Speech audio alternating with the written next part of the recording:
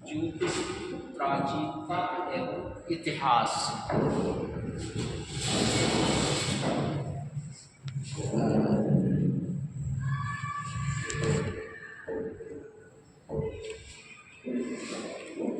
आज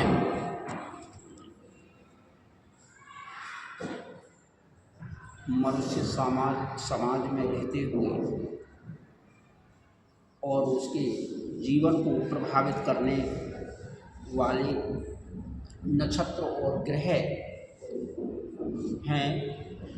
इन ग्रहों और नक्षत्रों के द्वारा ही मानव अनुकूल तथा प्रतिकूल उसके फल को प्राप्त करता है। इसे साहित्यिक भाषा में ही ज्योतिष कहा जाता है। ज्योतिष को हम दो भागों में बांट सकते हैं, एक सिद्धांत और दूसरा फलित ज्योतिष।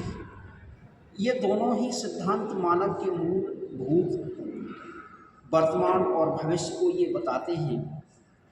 ज्योतिष का उदय काल वैदिक काल से ही माना जाता है, जो वेद के जो 6 अंग हैं, जिस प्रकार से शिक्षा है, कल्प है, निरुक्त, ज्योतिष, छंद, व्याकरण, इस तरह से ये ज्योतिष वेदों के ये जो अंग हैं, इन अंगों में ज्योतिष को चौथा हिस्सा माना गया है। इस आगे चलकर इस शास्त्र में संहिता, गणित और जातक इन तीनों क्षेत्रों में विकास किया, जो आगे चलकर भारतीय ज्योतिर्विदों ने इस शास्त्र को अपने अपने सिद्धांतों के द्वारा एक नया रूप प्रदान किया, जो आज हमारे भारतीय समाज में इसका अधिक प्रचलन हो गया है। लेकिन कुछ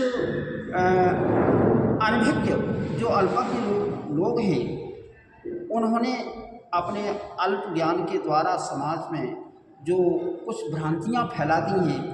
लेकिन इस प्रकार जो हमारे ऋषि मुनि हैं, उन ऋषि मुनियों ने अपने सिद्धांतों के द्वारा इस ज्योतिष को आगे बढ़ाने का प्रयास किया।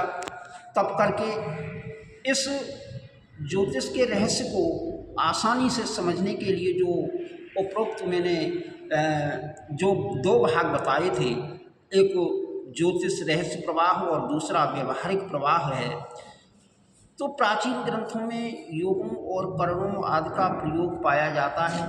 इस प्रकार से ये कहीं कहीं फल कहने का भी रहस्य जाना जाता है।